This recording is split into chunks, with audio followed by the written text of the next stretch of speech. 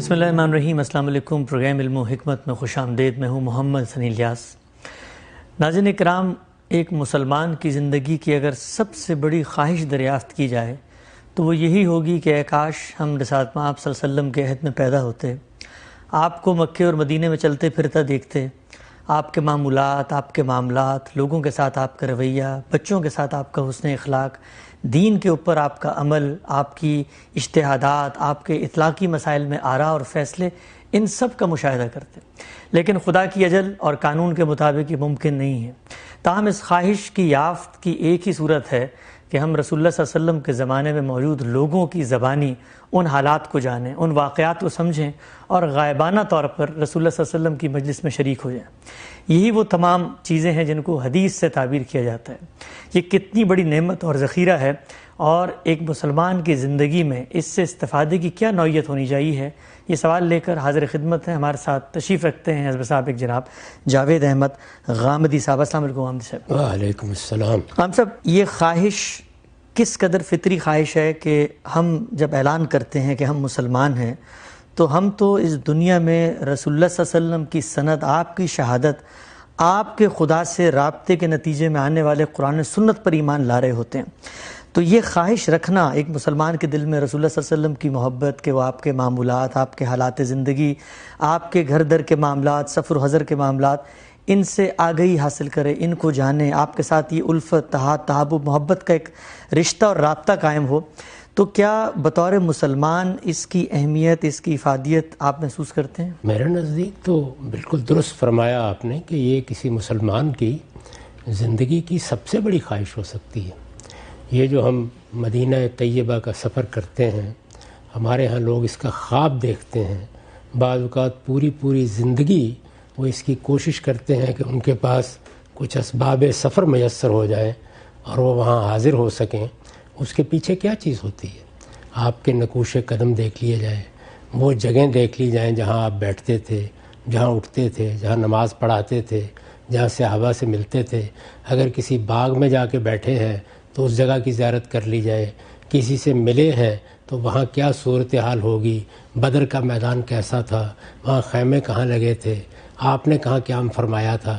یہ ساری چیزیں ہیں جو اصل میں اپنے اندر بے پناہ کشش رکھتی ہیں اور آدمی ان کی طرف کھنچتا چلا جاتا ہے۔ یہ جو ہم دیکھتے ہیں کہ ہمارے ہاں شاعروں نے اعلیٰ درجے کی شاعری کی ہے، یعنی معمولی درجے کی نہیں ہے۔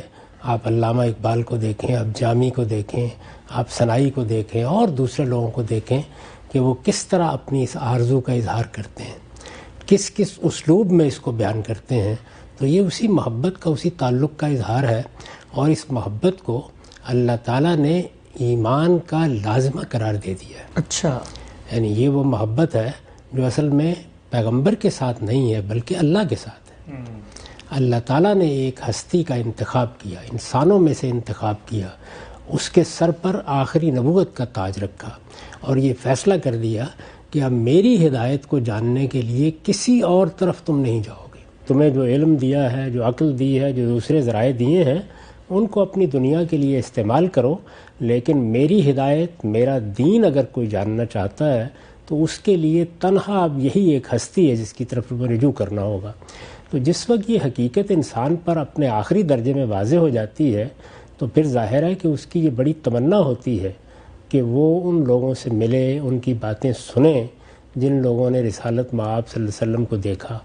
اچھا، اس کے لیے اگر موقع نہیں ہے تو چلیے ان کے بعد والوں سے ملے، ان کے بعد والوں سے ملے۔ یہی وہ چیز ہے کہ جس نے ہمارے ہاں لوگوں کی توجہات رسالت مآب صلی اللہ علیہ وسلم کے زمانے میں بھی اور آپ کے بعد بھی اس علم کی طرف پوری طرح مبذول کرا لی جس کو ہم علم حدیث کہتے ہیں۔ علم حدیث کا وجود ہی اصل میں یہاں سے ہوا ہے۔ رسالت مآب صلی اللہ علیہ وسلم کے بارے میں بالکل واضح ہے کہ جہاں تک دین کو دینے کا تعلق تھا اس کے لیے آپ نے قرآن مجید دیا اور سنت کو صحابہ میں جاری کر دیا۔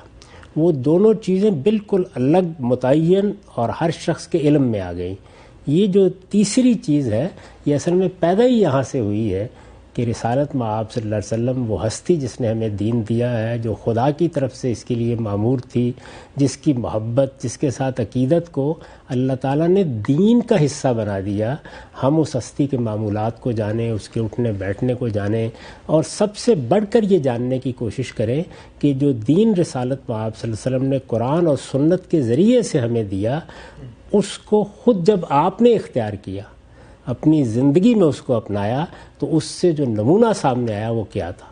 ظاہر ہے کہ اس نمونے کو دیکھنے والے ہی بتا سکتے تھے، ملنے والے ہی بتا سکتے تھے۔ پھر یہ کہ جس وقت دین ایک علم کی حیثیت اختیار کرے گا تو اس میں یہ مسئلہ بھی پیدا ہوگا کہ اگر کہیں کوئی سوال ایسا ہے جس کا جواب ملنا چاہیے، کوئی ایسا خلا ہے جو ہم محسوس کرتے ہیں کہ جس کو بھرنا چاہیے، قرآن مجید کے کسی پہلو کی کوئی وضاحت یا شرح چاہیے، اگر رسالت مآب صلی اللہ علیہ وسلم نے سنت قائم کی ہے تو اس میں اگر کوئی ہمارے سامنے مسئلہ پیدا ہوتا ہے اور ہم اس کا حل چاہتے ہیں تو سب سے بڑھ کر کس کی طرف رجوع کریں گے؟ یعنی سب سے پہلے یہی دیکھیں گے کہ کیا رسول اللہ صلی اللہ علیہ وسلم نے اپنے زمانے میں اس کا کوئی حل بتایا ہے، اس کی طرف کوئی رہنمائی کی ہے، اس معاملے میں کوئی تعلیم دی ہے، اس کو جاننا ہی سب سے بڑی ضرورت ہوگی۔ تو اس لحاظ سے اگر آپ دیکھیں تو جس وقت کوئی دین، کوئی علم دیا جاتا ہے، اس علم کا پھر علم حاصل کرنا سب سے بڑی ضرورت ہوتی ہے۔ ٹھیک، یعنی ظاہر ہے اس کے علماء اسی اصول پر پیدا ہوتے ہیں۔ اس وقت بھی ہمارے ہاں جو بڑے بڑے علماء پیدا ہوئے ہیں جنہوں نے دین پر کام کیا ہے، تو ان کے پیش نظر کیا چیز ہوتی ہے؟ یہی کہ جو دین رسول اللہ صلی اللہ علیہ وسلم نے ہم کو دیا، ہم اس کو سمجھیں، آخری درجے میں جانیں، اس کے اطلاقات کو جانیں، اس کے اصول کو جانیں، اس کا صحیح فہم حاصل کریں۔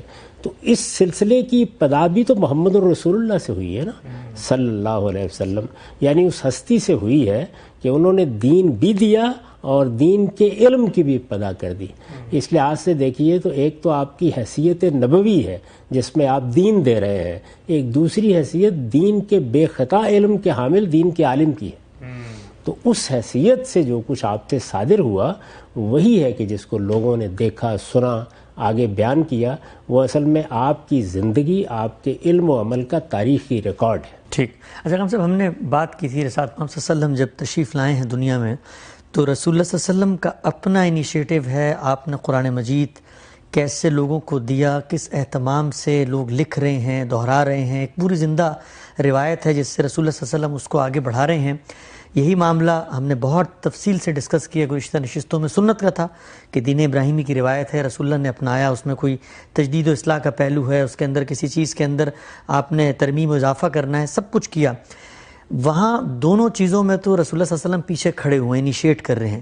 یہ جو تیسرا پہلو ہے روایت کا، اس کو حدیث سے آپ نے تعبیر کیا، اس کا انیشیٹو کہاں سے ہوا؟ یعنی کیا رسالت مآب صلی اللہ علیہ وسلم نے فرمایا کہ میں تمہارے درمیان آیا ہوں، تم لوگوں کی یہ محبت ہے تو آؤ ایک روایت کا آغاز کرتے ہیں، تو میری باتیں لکھو؟ یہ شروع کیسے ہوا؟ نہیں، اس میں ایسا کچھ بھی نہیں ہوا۔ رسالت مآب صلی اللہ علیہ وسلم نے دین کو دینے کے لیے کبھی اس کو طریقے کے طور پر اختیار نہیں کیا۔ اچھا، دین دینے کے لیے تو وہی طریقہ اختیار کیا گیا، یعنی صحابہ کا اجماع اور تواتر۔ ٹھیک، قرآن مجید سب صحابہ کو دیا گیا۔ اگر کوئی دین کا مستقل بذات حکم دینا تھا تو سب میں اس کی اشاعت کی گئی۔ وہاں رسالت مآب صلی اللہ علیہ وسلم اس کو جاری کر رہے ہیں۔ اس کے لیے میں نے یہ تعبیر اپنی کتابوں میں اختیار کی ہے کہ اس چیز کو سنت کے طور پر جاری کر دیا، یعنی لوگوں میں ایک طریقہ بنا دیا۔ اس طریقے کو رسالت مآب صلی اللہ علیہ وسلم لوگوں کو متعارف کرا رہے ہیں، اس کو ہر لحاظ سے عمل پیرا ہوتے دیکھ رہے ہیں، خود بھی اس پر عمل کر رہے ہیں، اگر وہ آپ کے عمل کرنے کی چیز ہے دوسروں کو بھی پابند کر رہے ہیں کہ اس پر عمل کریں۔ تو وہاں تو دین کے منتقل کرنے کا عمل خود رسالت مآب صلی اللہ علیہ وسلم کی طرف سے ہوا۔ ٹھیک، یہاں پر صحابہ کرام ہے، یعنی جو رسالت مآب صلی اللہ علیہ وسلم پر ایمان لائے ہیں، یہاں ان کا انیشیٹو ہے جس سے یہ بات شروع ہوئی۔ اچھا، یعنی اس کے پیچھے صحابہ کرام کی محبت، صحابہ کرام کا تعلق خاطر، رسالت مآب صلی اللہ علیہ وسلم کی شخصیت سے علم حاصل کرنے کی طلب، جستجو، یہ چیزیں ہیں۔ یوں سمجھ لیجئے کہ ایک جلیل القدر استاد کوئی کتاب لکھتا ہے، یا وہ کوئی لیکچر دیتا ہے، یا وہ کسی کتاب کا یا کسی مضمون کا انتخاب کر کے وہ پڑھاتا ہے، تو یہ ظاہر ہے اس کا انیشیٹو ہے۔ ٹھیک، لیکن ایک دوسرا پہلو وہ ہے جو طالب علموں کے اندر نمودار ہو جاتا ہے۔ وہ یہ چاہتے ہیں کہ جس ہستی سے وہ یہ سب سیکھ رہے ہیں اس سے زیادہ سیکھنے کی کوشش کریں، زیادہ سے زیادہ علم حاصل کریں، اپنی الجھنیں اس کے سامنے رکھیں، اپنے مسائل اس کے سامنے رکھیں. تو یہاں پر جو انیشیٹو ہے وہ اصل میں رسالت مآب صلی اللہ علیہ وسلم کا نہیں ہے، وہ صحابہ کرام کا ہے. ٹھیک. اور یہ بڑی فطری چیز ہے، انہی کا ہونا بھی چاہیے تھا. ان کی بڑی کوشش ہوتی تھی کہ حضور کی کوئی بات ہے یا آپ نے کسی چیز کی تشریح کی ہے یا کسی چیز کی وضاحت فرمائی ہے یا کوئی عمل کیا ہے تو دوسروں کو بھی بتائیں. وہ اس کو روایت کرنا شروع کر دیتے تھے. ایک آدمی اگر صبح کے وقت مجلس میں ہے تو شام کے لوگوں کو بتا دے گا، شام کے وقت مجلس میں ہے تو اگلے دن کے لوگوں کو بتا دے گا. اسی طرح سے خود رسول اللہ صلی اللہ علیہ وسلم کے زمانے میں جو لوگ آپ پر ایمان لائے وہ دوسرے علاقوں سے بھی آتے تھے. یعنی سب کے سب مدینہ میں نہیں تھے، دوسرے علاقوں سے بھی آتے تھے، وفود کی صورت میں آتے تھے. جب وہ آتے تو آ کر رسول اللہ صلی اللہ علیہ وسلم کو دیکھتے، آپ کی باتیں سنتے، آپ کے معمولات کا اندازہ کرتے اور اس کے بعد پھر اپنی بستیوں میں واپس جا کر اپنے لوگوں کو بتاتے. ذرا تصور کیجئے نا اس بات کا تھوڑی دیر کے لیے کہ میں آپ مل کے آئے، یہ سعادت ہم کو حاصل ہو گئی ہے، تو ہم اپنی بستی میں جائیں گے، اپنے ملک میں جائیں گے تو وہاں تو لوگوں کا جم غفیر ہوگا. لوگ گھیراؤ کر لیں گے آپ کا، کہیں گے کہ جی ہمیں بتاؤ، سناؤ کس ہستی سے مل کے آئے ہو، کیا باتیں ہوئیں وہاں، کیا دیکھا تم نے. تو یہ اصل میں فطری عمل ہے جو رسول اللہ صلی اللہ علیہ وسلم کے زمانے میں بھی شروع ہو گیا اور بعد میں بھی جاری رہا. ٹھیک.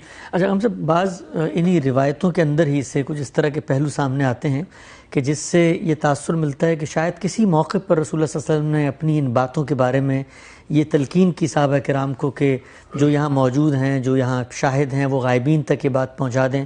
تو اس سے ایک تاثر یہ قائم ہوتا ہے کہ شاید رسول اللہ صلی اللہ علیہ وسلم کسی نہ کسی موقع پر اپنی کسی بات کے بارے میں پابند بھی کر رہے ہوتے ہیں لوگ. یہ بھی بڑی فطری بات ہے. یعنی کسی موقع پر آپ کوئی خطبہ دیتے ہیں یا کوئی خاص نوعیت کا اعلان فرماتے ہیں، وہ اس وقت کی ضروریات کے لحاظ سے ہے یا آگے کے لوگوں کے لیے ہے، تو آپ یہ کہیں گے کہ بھائی میری یہ بات دوسروں تک پہنچا دی جائے. اس طرح کے معاملات اگر آپ دیکھیں تو کسی ایک دو موقعوں کے پر ہوئے، بلکہ میرے علم کی حد تک تو یہ وہی واقعہ ہے کہ جس میں خطبہ حجۃ الوداع میں حضور نے گویا آخری نصیحتیں فرمائیں اور ان کے بارے میں یہ کہا کہ فَلْيُبَلِّغِ الشَّاهِدَ الْغَائِبَ، کہ اس کو جو لوگ سن رہے ہیں وہ جو لوگ موجود نہیں ان تک پہنچا دیں. تو یہ بھی بڑی فطری چیز ہے.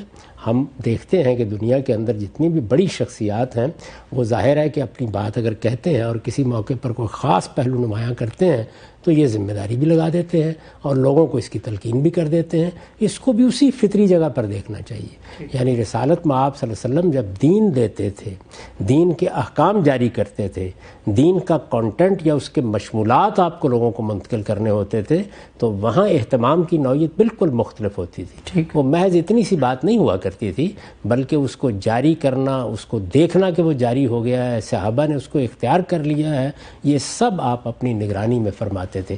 اس طرح کی چیزوں کی تو منادی کی جاتی تھی. یہ آپ کے علم میں ہوگا کہ جب قبلے کی تحویل کا معاملہ ہوا تو پورے شہر میں منادی کرائی گئی اس کی. یہی صورتحال سب احکام کے بارے میں رہی. یعنی اگر وہ جاری ہو گئے، لوگوں نے اس کو اختیار کر لیا تو پھر ضرورت نہیں پڑی، لیکن اگر کسی موقع کے اوپر اس کی ضرورت پڑی تو پورے اہتمام سے اس کو جاری کیا گیا.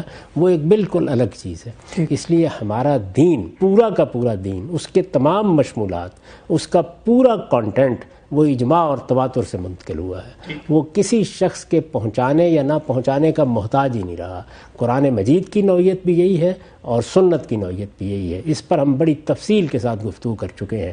اس کو اور اس کو خلط ملط نہیں کرنا چاہیے. یہ دو بالکل الگ الگ چیزیں ہیں. یعنی سنت اپنی ذات میں مستقل بذات ہے.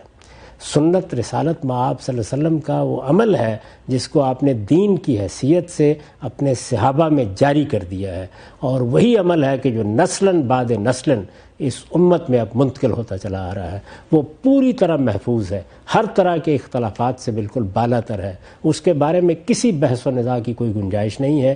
اس کو الگ رکھنا چاہیے. یہ وہ چیز ہے کہ جو رسول اللہ صلی اللہ علیہ وسلم کی ذات سے متعلق ہے. یعنی آپ کی سیرت ہے، آپ کے سوانح ہیں، آپ کو پیش آنے والے واقعات ہیں. آپ نے کسی چیز کی نصیحت کر دی، آپ نے کوئی خطبہ دے دیا، آپ نے کسی موقع پر کسی چیز کی توضیح کر دی، کسی سوال کا جواب دے دیا، آپ کو کسی نے کوئی عمل کرتے ہوئے دیکھا. یہ در حقیقت رسول اللہ صلی اللہ علیہ وسلم کی زندگی کا ریکارڈ ہے. یعنی جتنی زندگی لوگ دیکھ رہے ہیں، سب کے سب لوگ کیمرے لگا کے تو نہیں بیٹھے ہوئے، سب کے سب لوگ ایک ہی وقت میں حاضر نہیں ہیں. اس طرح کی چیزیں सब लोग मिल के دیکھنے کے لیے جمع بھی نہیں ہو سکتے. یہ تو ایسے ہی ہوگا کہ ایک بات میں نے دیکھی، ایک آپ نے دیکھی، ایک کسی اور نے دیکھی، کسی نے سنی، اس نے آگے بیان کر دی. تو یہ چیز جو ہے اس کو بالکل اسی طرح دیکھنا چاہیے جس طرح کہ ہم اپنے زمانے کی شخصیات کے بارے میں دیکھتے ہیں. اب دیکھیے نا، ہمارے زمانے کے جو بڑے لوگ ہیں تو انہوں نے کوئی کتاب لکھی ہوگی، کوئی ان کی تصنیفات ہوں گی، کوئی انہوں نے تعلیم و تدریس کی ہوگی، وہ بالکل الگ متعین ہوتی ہے. لیکن ان کے شاگرد، ان کے پاس بیٹھنے والے، ان کے دوست، ان کے احباب جب ان کی کوئی بات سنتے ہیں تو روایت کرتے ہیں. ہمیشہ ایسا ہی ہوتا ہے. کتنی باتیں ہیں کہ جو آپ بڑے لوگوں کی سنتے ہیں، ان کے دوستوں سے سنتے ہیں، ان کے احباب سے سنتے ہیں، ان کے شاگردوں سے سنتے ہیں. کوئی آدمی آپ کو بتائے گا میں مولانا سید ابوالعلا صاحب مودودی کے پاس رہا، میں نے ان کو یہ بات کرتے دیکھا، میں نے ان کو یہ کام کرتے دیکھا.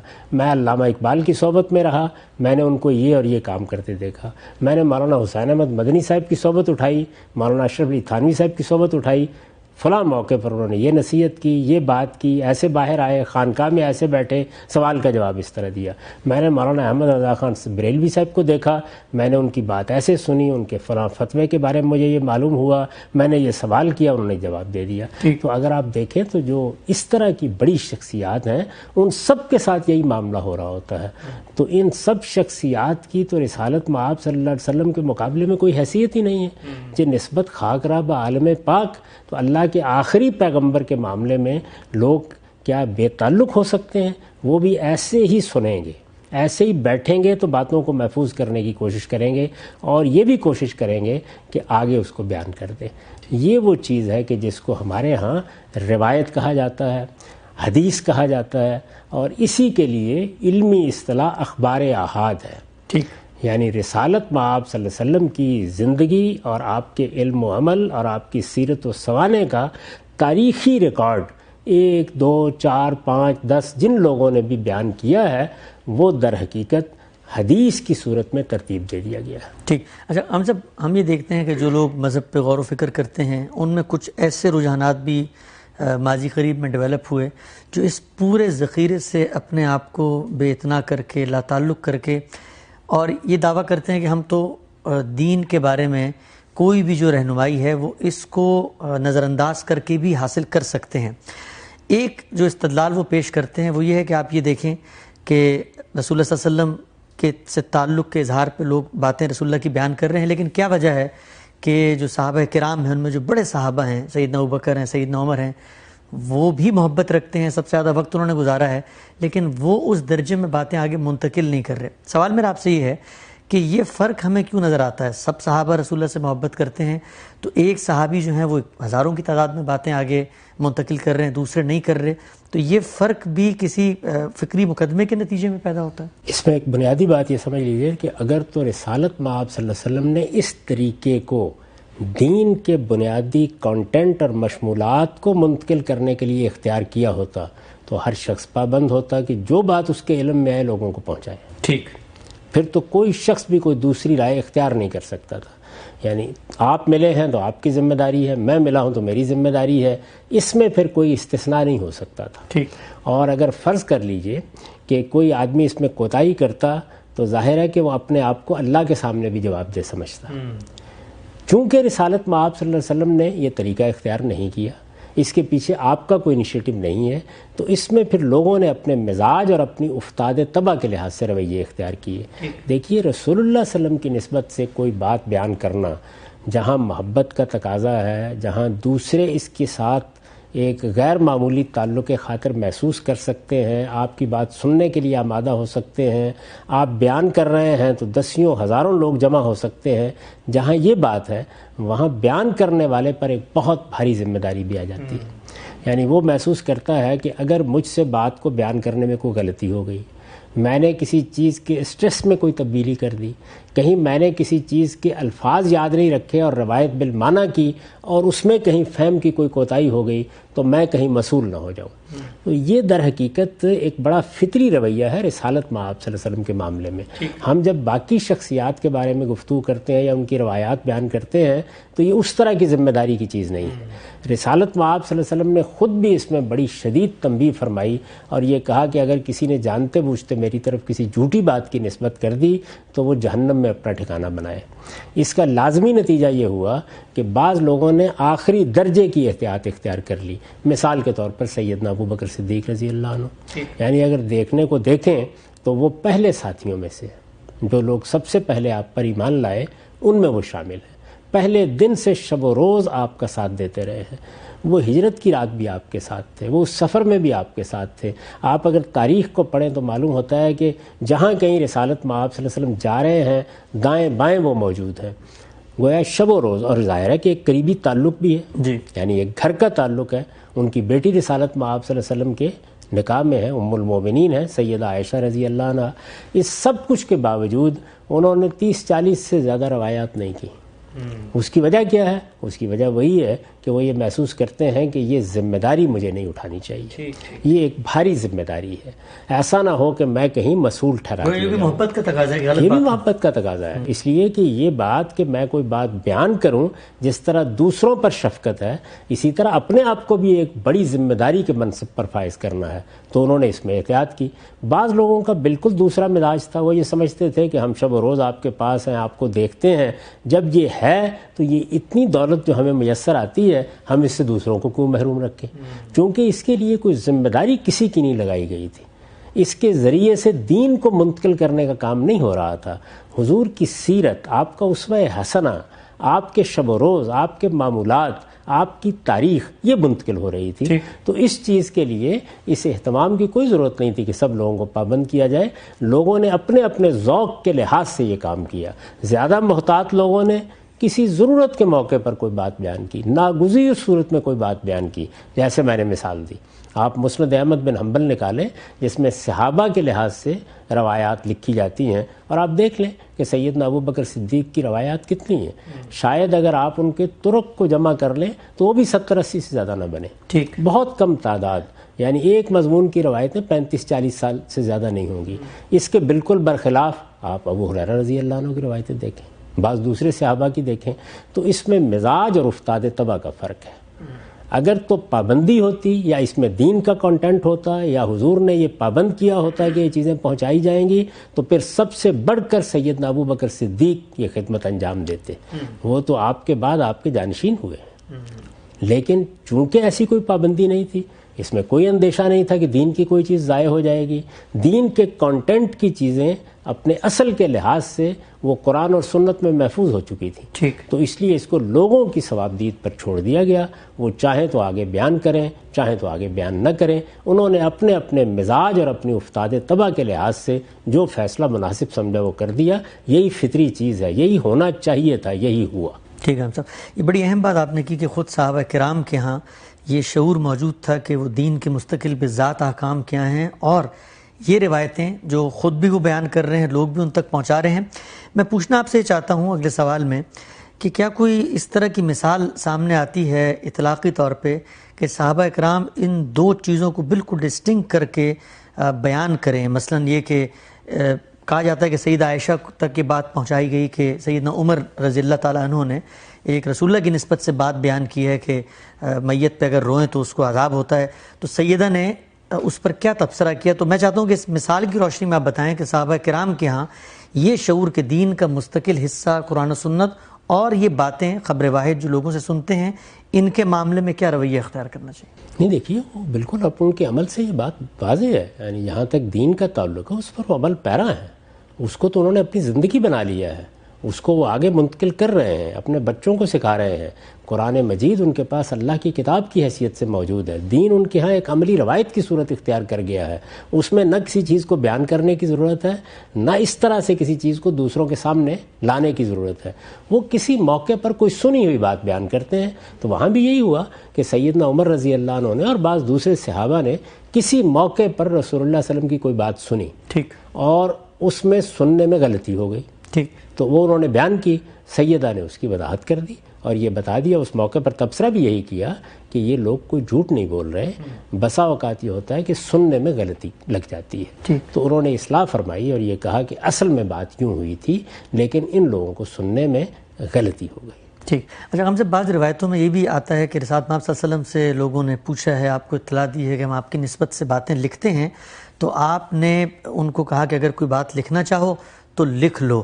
تو اب کیا اس کو بھی اس بات پر معمول کیا جا سکتا ہے کہ جب آپ نے کہا لکھ لو تو پھر صحابہ کرام نے بڑے اہتمام، ذمہ داری سے ایک پورا ریکارڈ جو ہے وہ مرتب کر کے اسی طرح لکھنا شروع کر دیا جس طریقے سے باقی چیزیں وہ قرآن مجید کی صورت میں باقی چیزوں کو وہ لکھ رہے تھے؟ یہ کوئی حکم نہیں تھا، یہ تو یہ کسی نے پوچھا کہ ہم لکھ لیا کریں، آپ میں لکھ لو. ایسی بھی روایتیں ہیں جن میں آپ نے روک دیا کسی موقع کے اوپر، تو یہ وہی معمول کی چیزیں ہیں. یعنی اگر کسی موقع پر یہ دیکھا کہ قرآن مجید کے ساتھ اختلاط کا اندیشہ ہے تو روک بھی دیا. اگر یہ محسوس کیا کہ اللہ کی کتاب محفوظ ہو گئی ہے، سنت بالکل صاف طریقے سے لوگوں میں ایک عمل کی حیثیت سے جاری ہے، اب کسی اختلاط کا کوئی اندیشہ نہیں ہے، کسی نے پوچھا تو آپ نے فرمایا لکھ بھی لیا کرو. کوئی آدمی اگر کسی بڑے آدمی سے پوچھتا ہے کہ جی میں آپ کی مجلس میں بیٹھتا ہوں تو میں آپ کی بات لکھ لیا کروں، تو یہ کوئی ذمہ داری دینا ہے، یعنی وہ لکھ لے گا. اور اگر فرض کیجئے کہ کہہ دیا جائے کہ اچھا بھائی لکھ لیا کرو، تو اس میں بھی کوئی ایسی بات نہیں ہے. یعنی یہ سب چیزیں جو ہیں اس کو جب لوگ ان کی جگہ سے اٹھاتے ہیں تو خرابی وہاں پیدا ہوتی ہے. ورنہ یہ سارا کا سارا ایک فطری عمل ہے، ایسے ہی ہونا چاہیے. کوئی پوچھے گا کہ میں لکھ لوں آپ کی باتیں، میں آپ سے ملتا ہوں، بعض چیزیں محفوظ نہیں رہتی، کیا میں ان کو آپ ہی کے الفاظ میں نوٹ کر لیا کروں؟ تو کیا کہیں گے آپ یہ کہیں گے کر لیا کریں، اس سے کوئی فرق نہیں پڑتا. اس لیے کہ یہ جتنی چیزیں بھی ہیں ان کا دین کے کانٹینٹ پر کوئی اثر نہیں پڑنے والا. یعنی دین اپنی ذات پہ پورا کا پورا محفوظ ہے. اب جو کچھ ہوگا اس دین کی تفہیم ہوگی، اس کی تبیین ہوگی، اسوہ حسنہ ہوگا، رسالت مآب صلی اللہ علیہ وسلم کی سیرت ہوگی، آپ کے سوانے ہوں گے. ان کو لکھنے میں کیا حرج ہے اگر کوئی لکھنا چاہتا ہے؟ نہیں لکھنا چاہتا تو کوئی پابند بھی نہیں کیا جا رہا. لوگوں نے کیا کرنا ہے یعنی یہ ان کو فیصلہ کرنا تھا. وہ چاہیں تو بیان کرنے کی ذمہ داری نہ لیں، جیسے کہ سیدنا صدیق نے نہیں لی بہت سی روایتیں بیان کرنے کی. وہ چاہیں تو شوق سے بیان کر دیں، وہ چاہیں تو زبانی یاد رکھیں، وہ چاہیں تو اس کو لکھ لیا کریں. یہ سب کچھ لوگوں پر چھوڑ دیا گیا. اور لوگوں پر چھوڑنے کی وجہ کیا ہے؟ وہی جو میں نے آپ سے عرض کر دی کہ دین پورا کا پورا قرآن اور سنت کی صورت میں محفوظ ہو گیا. ہمارے ہاں جو سب سے بڑی غلطی ہوئی ہے وہ یہ ہے کہ یہ خیال کر لیا گیا کہ سنت اس ذریعے سے منتقل ہوئی ہے. سنت اس ذریعے سے ہرگز منتقل نہیں ہوئی. سنت مسلمانوں کے اجماع اور تواتر سے منتقل ہوئی ہے. اس پر ہم تفصیلی گفتگو کر چکے ہیں. یعنی وہ مسلمانوں نے اختیار کر لی، ان کی نسلوں کو منتقل ہو گئی، ان کے علم نے اس کو اختیار کیا، ان کے عمل میں وہ جاری ہو گئی. اس کو اس کی ضرورت ہی نہیں تھی. اس میں جو کچھ منتقل ہو رہا ہے وہ اگر مل جائے تو بڑی دولت ہے، نہ ملے تو بس سیرت سوانے کی بعض چیزوں سے محرومی ہو جائے گی. اس کا اب بھی بعض اوقات خیال ہوتا ہے. یعنی بعض واقعات کی کوئی تفصیلات نہیں ملتی.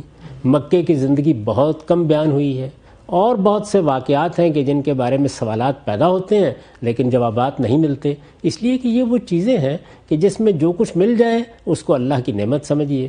اگر کچھ نہیں ملا ہے تو اس کو پہنچانے کی کوئی ذمہ داری کسی پر عائد نہیں ہوتی تھی.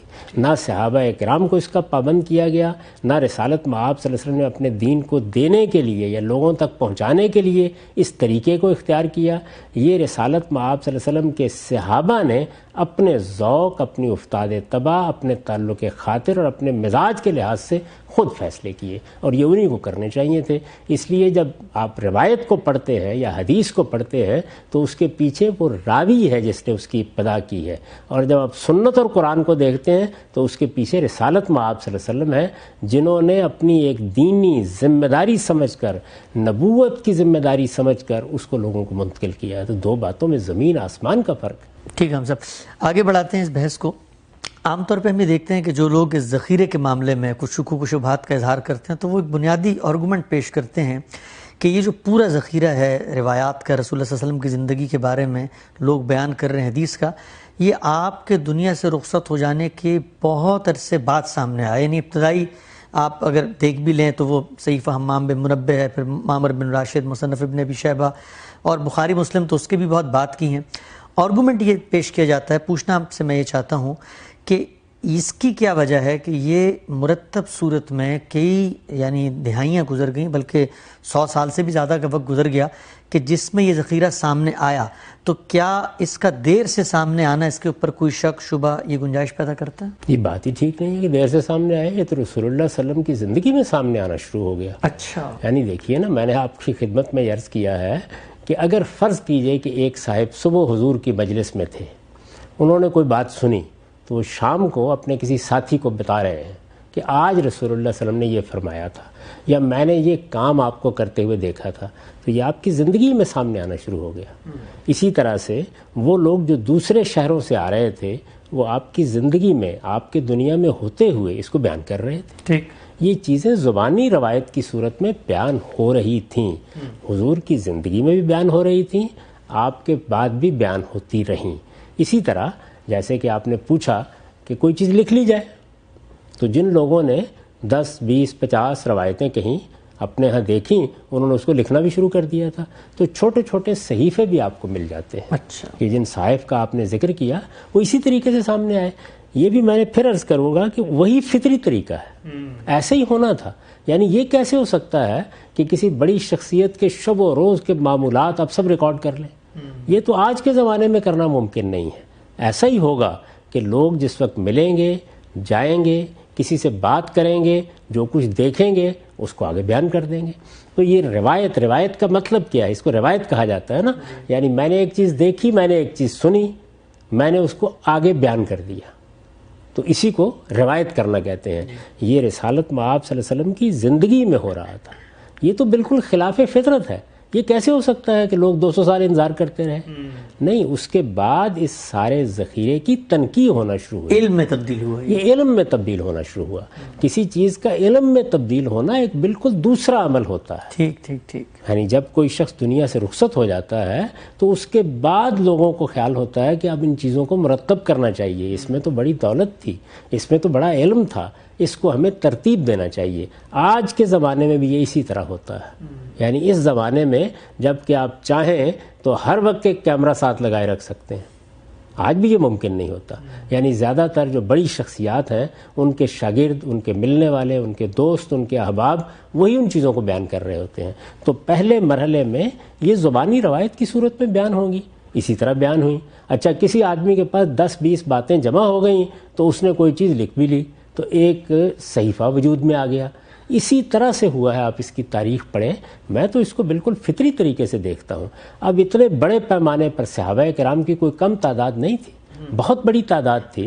انہوں نے جب یہ باتیں بیان کرنی شروع کی، ان سے سننے والوں نے آگے بیان کرنا شروع کی، پھر ان سے سننے والوں نے آگے بیان کرنا شروع کی، تو اب یہ روایات ہزاروں کی تعداد میں پھیلنا شروع ہو گئی۔ ہزاروں کی تعداد میں اگر ایک ہی مضمون کو 10 جگہ پہ بیان کیا جا رہا ہے تو آپ دیکھیں گے کتنی بڑی تعداد ہو جائے گی۔ تو اسی وجہ سے بعض اوقات کہا جاتا ہے لاکھوں کی تعداد میں۔ وہ در حقیقت ایک ہی بات ہوتی ہے جس کو کسی ایک صحابی نے بیان کیا، یا 2 یا 4 نے بیان کیا، آگے ان کے شاگردوں نے بیان کرنا شروع کر دیا، پھر ان کے شاگردوں نے بیان کرنا شروع کر دیا، اس سے طرق وجود میں آنے شروع ہو گئے۔ ایونٹ ایک ہوتا ہے، وہ ایک ہی چیز تھی۔ اچھا، اگر اس کو روایت کے لحاظ سے دیکھیں تو وہ ایک ہے، اور اگر اس کو طرق کے لحاظ سے دیکھیں کہ کن کن طریقوں سے وہ بیان ہونا شروع ہو گئی، تو بعض اوقات وہ 100 50 500 ہزار ہو جاتے ہیں۔ تو یہ چیزیں اسی طریقے سے روایت ہونا شروع ہو گئی۔ اب ظاہر ہے کہ لوگوں کو تشویش ہوئی کہ اس میں کچھ لوگ ملاوٹ بھی کر رہے ہیں، کچھ اپنی طرف سے باتیں گھڑ بھی رہے ہیں، کچھ لوگوں نے اس کو واعظ و نصیحت کا موضوع بنا لیا اور اس میں مبالغے کرنے شروع کر دیے۔ انسانی عمل ایسے ہی ہوتا ہے، بہت سی چیزیں وضع ہونی شروع ہو گئیں۔ بعض ایسے نقطہ ہے نظر کے حاملین پیدا ہوئے جنہوں نے اپنی تائید میں بعض چیزیں بیان کرنا شروع کر دیں۔ اسی طرح بیان کرنے میں غلطیاں ہونا شروع ہو گئیں، بیان کرنے والے لوگوں کے حافظے کا اثر ہونا شروع ہو گیا۔ تو اس طرح کی وہ چیزیں ہیں جس کے بعد یہ خیال ہوا کہ اس کو ایک باقاعدہ علم بننا چاہیے، اور علم کی حیثیت سے پھر ان لوگوں کے احوال کی تنقیح بھی ہونی چاہیے۔ چنانچہ اصول بننا شروع ہوئے، کیسے دیکھنا ہے۔ ایک شخص بیان کرے گا تو کیا لے لینا ہے اس سے؟ ہر وہ بات جو رسالت مآب صلی اللہ علیہ وسلم کی نسبت سے بیان کر دی جائے، کیا ہم یہ کہیں گے کہ یہ آپ ہی کی بات ہے؟ اس بات کی حیثیت کیا ہوگی؟ اس کو ہم کیا مقام دیں گے؟ لوگوں کے بارے میں کیا فیصلہ کریں گے؟ ایسی بہت سی چیزیں اور بہت سے سوالات اٹھنا شروع ہو گئے، اور اس میں اپنے اپنے ذوق کے لحاظ سے ہمارے اہل علم کی ایک بہت بڑی تعداد شامل ہو گئی کہ وہ اس ذخیرے کو حاصل کرے گی، وہ ان لوگوں پہ تحقیق کرے گی جن لوگوں نے یہ بات بیان کی ہے۔ یہ عمل 2-3 صدیوں میں جا کر وہاں پہنچا جہاں آپ کو وہ کتابیں ملیں جن کو اب آپ بخاری، مسلم، ابو داؤد اور اس طرح کی سیاح کی صورت میں دیکھتے ہیں۔ بہت بعد میں، یعنی یہ تیسری چوتھی صدی تک انتظار کرنا پڑا اس کا کہ یہ سارا ذخیرہ تنقیح کے عمل سے گزر کر ان مصنفات کی شکل میں مرتب ہو جائے۔ یہ مصنفات جو ہمارے ہاں بہت اہمیت رکھتی ہیں، ظاہر ہے یہ تو بہت بعد میں ہوئیں، لیکن یہ نہیں ہے کہ یہ پہلی تصنیفات تھیں۔ موطا امام مالک کو آپ دیکھیے، جن 100 صحیفوں کا آپ نے ذکر کیا ان کو آپ دیکھیے، اسی طرح سے یہ مصنف ابن شیبہ ہو، ابن ابی شیبہ ہو، یا مصنف عبد الرزاق ہو، یہ بھی اسی نوعیت کی چیزیں ہیں جو پہلے مرتب ہونا شروع ہو گئی تھیں۔ تو اس طرح سے ایک جاری عمل ہے، یعنی رسول اللہ صلی اللہ علیہ وسلم سے لکھنے والوں، سننے والوں نے، آپ کو دیکھنے والوں نے جو کچھ سنا یا جو کچھ دیکھا اس کو بیان کرنا شروع کر دیا۔ تو پہلے دن سے یہ سلسلہ شروع ہو گیا، اور اس کے بعد جس کے پاس کوئی 10 20 50 روایتیں جمع ہو گئیں اس نے لکھنا بھی شروع کر دیا۔ جس کے پاس اس سے زیادہ ہوئیں، جیسے کہ موطا امام مالک ہے، تو ایک باقاعدہ کتاب بھی ترتیب پانا شروع ہو گئی، لوگ اس کتاب کو پڑھنے لگ گئے، آگے روایت کرنے لگ گئے، شاگردوں کا ایک سلسلہ بھی شروع ہو گیا۔ اسی طرح کی بہت سی کتابیں مرتب ہونا شروع ہو گئیں۔ کسی نے یہ کیا کہ جو کچھ ملے اس کو آپ ترتیب دے کے ایک کتاب کی صورت دے دیں، کسی نے تنقیح کا طریقہ اختیار کیا، تحقیق اور تدقیق کا طریقہ اختیار کیا، اصول بننا شروع ہوئے، ان اصولوں کا اطلاق ہونا شروع ہو گیا۔ تو جس طرح دنیا میں کوئی علم پیدا ہوتا ہے، یہ علم بھی بالکل اسی طریقے سے پیدا ہوا ہے۔ جو لوگ غلطی کرتے ہیں وہ یہ غلطی کرتے ہیں کہ وہ یہ خیال کرتے ہیں کہ یہ تو رسالت مآب صلی اللہ علیہ وسلم نے دین کو دینے کا طریقہ اختیار کیا ہے، تو ظاہر ہے اس میں ان کو تردد ہوتا ہے کہ اچھا پھر 300 سال تک انتظار کرنا پڑے گا۔ نہیں، دین جو کچھ دیا گیا وہ قرآن مجید کی صورت میں دیا گیا، وہ سنت کی صورت میں دیا گیا، وہ پہلے دن مسلمانوں میں جاری ہو گیا، اس میں کوئی بحث ہی نہیں تھی۔ یہاں دین کا کانٹینٹ، دین کے مستقل بذات احکام نہیں دیے گئے اس ذریعے سے، بلکہ وہ دین جو رسالت مآب صلی اللہ علیہ وسلم نے دیا اس کے بارے میں کوئی سوال ہے تو اس کا جواب سامنے آ گیا۔ اس سے متعلق کوئی تفہیم کی بات ہے تو وہ سامنے آ گئی، اس سے متعلق کوئی وضاحت اور شرح ہے تو وہ سامنے آ گئی، اس میں رسالت مآب صلی اللہ علیہ وسلم کے عمل کی کوئی تصویر ہے تو وہ سامنے آ گئی۔ تو یہ وہ ذخیرہ ہے، اسی لیے میں نے اس کو کیٹیگرائز کیا ہے کہ ہمیں کیا چیزیں ہیں جو اس ذریعے سے ملتی ہیں۔ تو اس ذریعے سے آپ کو سیرت و سوانح ملتی ہے، آپ کو تفہیم و تبیین ملتی ہے، یعنی حضور نے اسی دین کو جس کو آپ نے دیا سمجھایا، اس کی وضاحت کی، تو اس کے لیے تفہیم و تبیین کی اصطلاح ہے۔ اسی طرح جب آپ نے خود دین پر عمل کیا، یعنی وہ دین جو آپ نے لوگوں کو دیا، تو ظاہر ہے کہ آپ خود بھی اس پر عمل کریں گے، تو اس سے جو چیز وجود میں آئی وہ کیا تھی؟ آپ کا نمونہ، جس کو اسوہ حسنہ کہا جاتا ہے۔ تو یہ چیزیں ہیں جو حدیث میں بیان ہوتی ہیں۔ قرآن اور سنت اپنی بالکل الگ صورت میں پوری طرح موجود تھے، پہلے دن سے ترتیب پا چکے تھے، پہلے دن سے جاری ہو چکے تھے، مسلمانوں کے عمل میں ان کی ایک پوری تصویر دیکھی جا سکتی تھی، وہ ہرگز اس ذخیرے کے محتاج نہیں تھے۔ ٹھیک، شیخ صاحب بڑی دلچسپ اور آپ نے بڑی تفصیل سے سوال کا جواب دیا کہ یہ ذخیرہ مرتب صورت میں ہمارے پاس بعد میں کیوں سامنے آتا ہے، کیسے یہ علم بنا۔ اسی ضمن میں ایک اعتراض جو مستشرقین، ایک اورینٹلسٹ روایت ہمارے یہاں موجود ہے جو اسلام کے اوپر ایک تنقیدی مطالعہ کرتی ہے، اعتراضات کی صورت میں سامنے لاتی ہے، وہ یہ کہتے ہیں کہ مسلمانوں کے ہاں جو فقہی مکاتب فکر بنے تو ان مکاتب فکر نے باقاعدہ طریقے سے یہ پورا کا پورا جو ذخیرہ ہے یہ گڑھ کے خود ہی اس کو اختراع کی ہے۔ تو علم کے لحاظ سے کیا یہ جو دعویٰ ہے ہمارے مستشرقین کا، اس کو ہم کس طرف کاؤنٹر کریں گے؟ یہ بات یہ ہے کہ کسی بھی علم میں جب وہ علم کی حیثیت سے آگے بڑھتا ہے تو مختلف محرکات کے تحت وضع کا عمل ہوتا ہے۔ ٹھیک، یہ ایک نیچرل چیز ہے، یہ ایک بالکل فطری چیز ہے، یعنی ہونا نہیں چاہیے لیکن ہوتا ہے۔ انسان جب بھی کوئی بات بیان کرتے ہیں تو ان کے اپنے محرکات کے تحت چیزیں اس طرح وجود میں آنا شروع ہو جاتی ہیں۔ چنانچہ ہمارے ہاں محدثین نے جب اس پر کام شروع کیا تو آپ یہ دیکھیے کہ انہوں نے باقاعدہ ایک اصطلاح کو وجود بخشا کہ موضوع روایت، گھڑی ہوئی روایت۔ کسی نے اپنے فقہی مسلک کی تائید میں گھڑ لی، کسی نے اپنے کلامی مسلک کی تائید میں گھڑ لی، کسی نے کسی بحث میں جیتنے کے لیے کوئی بات بنا کے بیان کر دی، کسی نے لوگوں کی نصیحت کرنے کے لیے کہ چلیے اس سے ذرا رکت پیدا ہو جائے گی یہ بیان کرنا شروع کر دیا۔ خاص طور پر جو صوفی مزاج لوگ ہیں ان پر امام مسلم نے تبصرہ کیا ہے اپنی کتاب کے مقدمے میں کہ ان کا معاملہ یہ ہے کہ ویسے تو بہت نیک پاک نظر آئیں گے لیکن یجری الکذب علی السنتہم، ان کی زبانوں کے اوپر جھوٹ جاری ہے جیسے کہ دریا بہ رہا ہوتا ہے۔ تو یہ کیا ہے؟ اس کے پیچھے ظاہر ہے نیکی کے محرکات ہوتے ہیں، تو یہ ہوا، اس میں کوئی شک نہیں، لیکن یہ کہ اس کے نتیجے میں سارے کے سارے ذخیرے کو آپ یہ کہیں گے کہ اس کو اٹھا کر پھینک دیا جائے، نہیں، بہت احتیاط کے ساتھ مسلمانوں نے اس کو الگ کرنا شروع کیا۔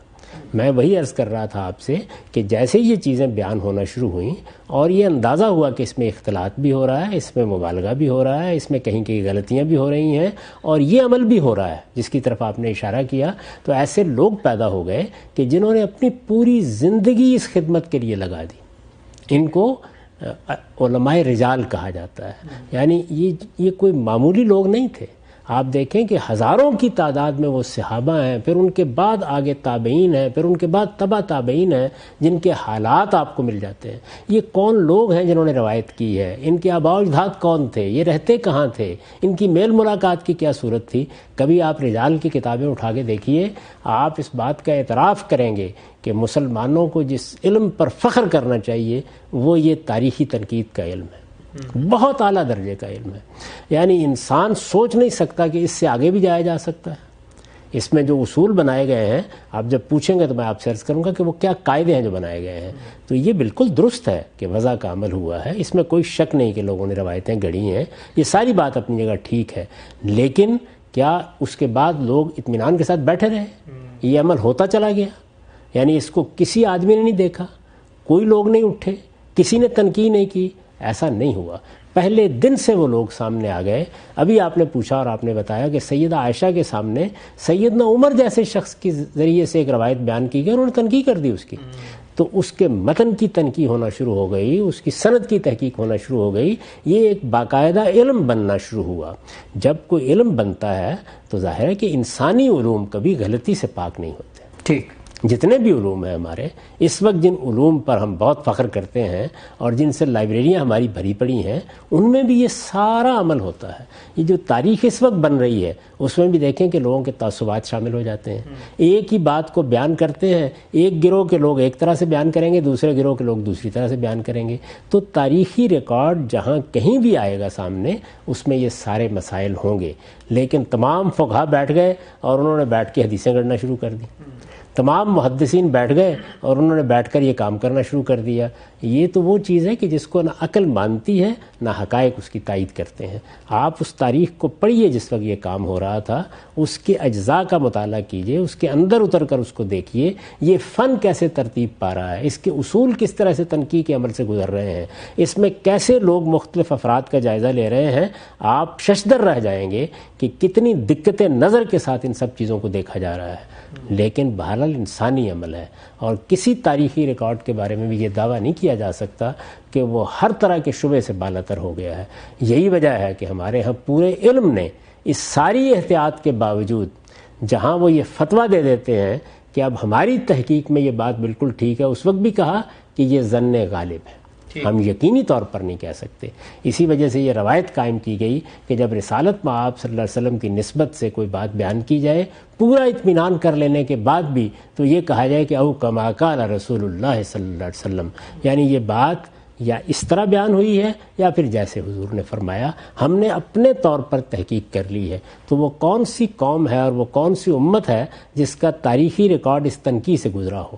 ہمیشہ تاریخی ریکارڈ جب پیدا ہونا شروع ہوتا ہے تو وہ روایت سے پیدا ہونا شروع ہوتا ہے، اور جب وہ پیدا ہوگا تو اس میں یہ ساری چیزیں ہوں گی، لیکن دیکھنا یہ چاہیے کہ اس علم کو علم کی حیثیت اختیار کرتے وقت کن لوگوں کی خدمات میسر آئی ہیں، انہوں نے اس کے کیا قاعدے بنائے ہیں، انہوں نے کیا طریقے اختیار کیے ہیں اس کی تنقید کے۔ تو یہ نہایت شاندار علم ہے، اگر آپ اس کا مطالعہ کرتے ہیں تو معلوم ہوتا ہے کہ مسلمانوں نے اپنے ابتدائی دور میں بھی اور دوسری تیسری صدی میں خاص طور پر اپنی زندگی اس کے لیے لگا دی ہے۔ اتنی بڑی بڑی مجلدات ہیں جن پر انہوں نے کام کیا ہے۔ یہ رجال کی کتابیں آپ اٹھا لیں تو حیرت ہو جاتی ہے کہ اتنے لوگوں کے بارے میں یہ تحقیق کیسے کر لی گئی، پروفائلنگ کی، لیکن بہرحال کی ہے انہوں نے، یعنی بتایا ہے آپ کو کہ یہ کون لوگ ہیں، کوئی آدمی مجہول نہ رہ جائے، اس کی پوری شخصیت روشنی میں آ جائے۔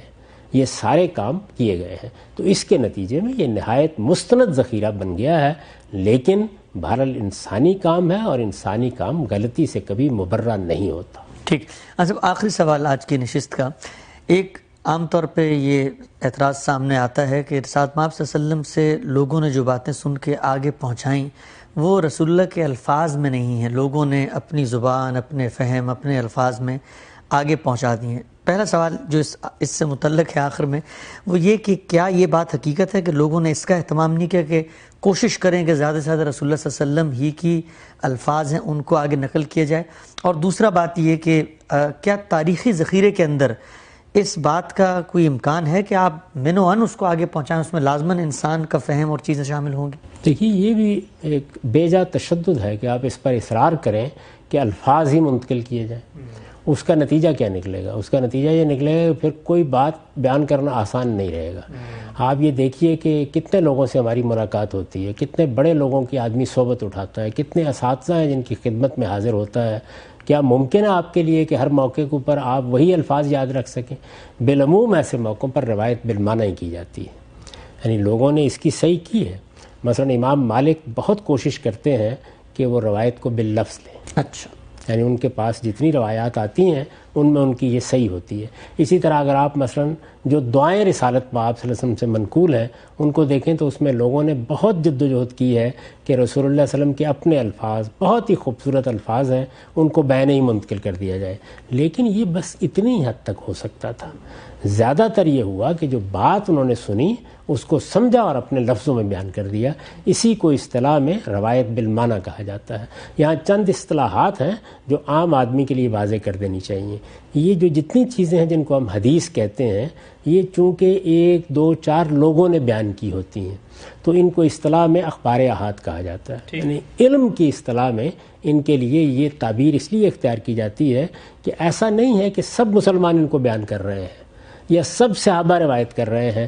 کوئی شخص ملنے کے لیے گیا ہے، کسی نے بات سنی ہے، کوئی کسی خطبے میں حاضر تھا تو 1 2 4 لوگ بیان کر رہے ہوتے ہیں، اس وجہ سے ان کو اخبار احاد کہتے ہیں۔ ایک آدمی کی خبر، ایک آدمی کی خبر، لیکن وہ ایک آدمی کی لازم نہیں کہ ہو، یعنی وہ 2 بھی ہو سکتے ہیں، 4 بھی ہو سکتے ہیں۔ اس لیے اس کی تعریف یہ کی جاتی ہے کہ جب کوئی چیز حد تواتر کو نہیں پہنچی ہوئی تو اس کو ہم اخبار احاد ہی کہیں گے۔ اس لحاظ سے یہ آپ کہہ سکتے ہیں کہ ان کی ایک اصطلاح ہے جو اصطلاح بن گئی۔ اسی طرح سے جب یہ کہا جاتا ہے کہ یہ فلاں روایت صحیح ہے تو لوگ یہ خیال کرتے ہیں کہ اس صحیح کا مطلب ہے کہ جیسے ہم بولتے ہیں کہ فلاں چیز صحیح ہے، یہ بھی ایک اصطلاح ہے۔ آگے چل کر میں آپ کو بتاؤں گا کہ اس کے لیے ایک معیار بنایا گیا اور اس معیار پر پوری اترنے والی روایت کو صحیح کہا گیا۔ ایسے ہی جیسے صحیح روایت، جیسے حسن روایت، تو یہ گویا تنقیح کا عمل ہے، یعنی آپ کے پاس جو ذخیرہ آ گیا ہے آپ اس کی اپنے علم کی روشنی میں تنقیح کرتے ہیں اور پھر اس کے بعد آپ کہتے ہیں کہ اچھا میری تنقیح کے نتیجے میں یا ہماری تنقیح کے نتیجے میں جو چیز اس معیار پر پوری اترے گی اس کے لیے یہ اصطلاح ہے، جو اس سے نیچے اس معیار پر ہوگی اس کے لیے یہ اصطلاح ہے۔ تو یہ موضوع، یہ شاذ، یہ مرسل، یہ موزل، یہ اصل میں اس فن کی اصطلاحات ہیں۔ اس میں ایک ہی بات ہے جو بیان ہو رہی ہے لوگوں کی طرف سے، لیکن جب معیار آپ نے بنا دیا تو آپ پرکھ کر دیکھتے ہیں کہ وہ کس معیار کی چیز ہے۔ تو معیار کے لحاظ سے کچھ اصطلاحات متعارف کرا دی گئیں تاکہ آسانی ہو جائے کہ آپ جب یہ کہیں کہ یہ روایت مرسل ہے مثال کے طور پر، تو ایک آدمی کو ایک لفظ میں یہ اندازہ ہو جائے کہ روایت پر کیا تبصرہ کیا جا رہا ہے، مرفوع ہے تو اس سے کیا مراد ہے۔ تو یہ اس فن کی اصطلاحات ہے اور یہ بڑا غیر معمولی فن ہے، بہت قابل قدر فن ہے۔ کسی قوم نے دنیا کی تاریخ میں اپنے پیغمبر کے احوال کو منتقل کرنے یا اس کی سیرت و سوانے کو منتقل کرنے یا اس کے اسوہ حسنہ کو منتقل کرنے کا یہ اہتمام نہیں کیا۔ تو اس کو بڑی قدر کی نگاہ سے دیکھنا چاہیے، اور جن لوگوں نے اس میں کام کیا ہے وہ معمولی لوگ نہیں تھے، انہوں نے اپنا اعتماد پیدا کیا اور پھر اس کے بعد اپنی پوری زندگی لگا کر وہ ذخیرہ ترتیب دیا ہے۔ اس کے اصول کیا ہیں، کیسے اس کو دیکھنا چاہیے، یہ آگے کی بحث ہے، لیکن یہ سمجھ لینا چاہیے کہ یہ بالکل فطری طریقے سے ہمارے سامنے آیا ہے۔ اس سے متعلق یہ بات بالکل واضح کر لینی چاہیے کہ اس کو ایسے ہی ہونا تھا جس طرح یہ ہمیں ملا ہے، اور اس کی تنقیح کا عمل البتہ بہت غیر معمولی طریقے سے کیا گیا، وہ مسلمانوں کا خصوصی امتیاز ہے۔ ہم سب بہت بہت شکریہ۔ ہمارے پروگرام کو یہاں پر وقت ختم ہوتا ہے۔ ناظرین، آج ہم نے بہت تفصیل سے غامدی صاحب سے جاننے کی کوشش کی کہ رسول اللہ صلی اللہ علیہ وسلم کی نسبت سے پہنچی ہوئی وہ باتیں ایک مسلمان کی زندگی میں کس قدر اہمیت کی حامل ہیں، اور رسول اللہ صلی اللہ علیہ وسلم کی زندگی کے احوال، معمولات، معاملات، اسوہ حسنہ، دین پر تفہیم و تبیین کی روایت کیسے ہمیں اس سے ملتی ہے۔ ہم سب کی یہ فطری خواہش ہے کہ ہم اس کو جانیں، لیکن اس کے ساتھ ساتھ یہ احتیاط بھی فطرت ہی کا تقاضا ہے کہ ہم پوری تحقیق کریں کہ رسول اللہ کی نسبت سے جو بات ہم تک پہنچی ہے وہ وہی بات ہے جو رسول اللہ صلی اللہ علیہ وسلم نے فرمائی تھی۔ اس بات کو جاننے کا کہ رسول اللہ کی نسبت سے پہنچنے والی باتیں درست ہیں، کیا اصول ہیں، کیا ضابطے ہیں، کیا قاعدے ہیں جن پر پرکھ کر ہم ایک اعتماد کی جگہ پر کھڑے ہو سکتے ہیں، اس پر اب ہم نے تفصیلی بات کرنی ہے اگلی نشست میں۔ پروگرام میں کوئی فیڈ بیک دینا چاہیں تو ہمیں ای میل کیجیے۔ میزبان محمد حسن الیاس کو اجازت دیجیے۔ اللہ حافظ۔